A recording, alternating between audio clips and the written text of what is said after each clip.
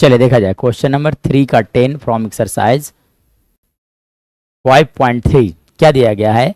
Given last term of the AP is given, मतलब कि L का वैल्यू दिया गया 28 और एस मतलब sum of n term that is equal to 144 and their total term मतलब एन का वैल्यू दिया गया 9।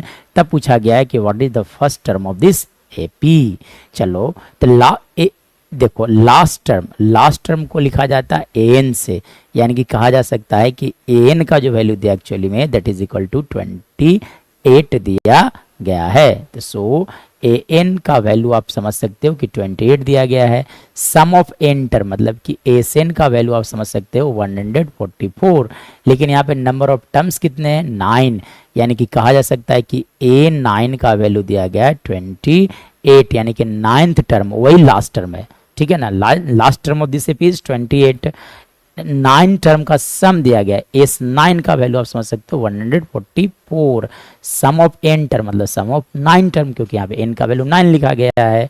चलो अब एक बेसिक सा फॉर्मूला होता है एपी का, जो कि ऐसा कुछ लिखा जाता है, एस एन बराबर लिखा जाता है n by two, S n equal to लिखा जाता है ना, लिखा जाता है एन बाई टू इंटू लिखा जाता है 2a plus n minus 1 into D. लेकिन ये फॉर्मूला नहीं अप्लाई होगा, हम लोग ये वाला फॉर्मूला अप्लाई करेंगे n by two into a plus last term, और लास्ट टर्म को आप लिख सकते हो a plus a N.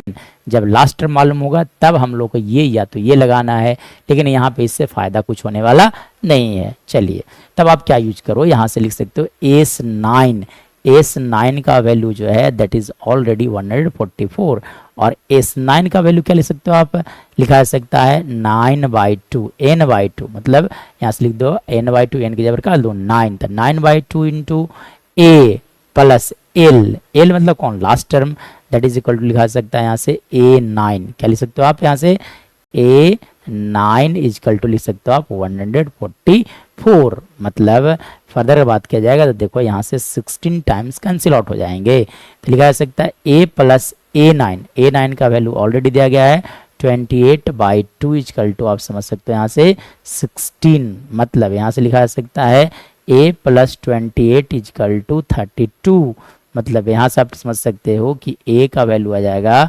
32 minus 28।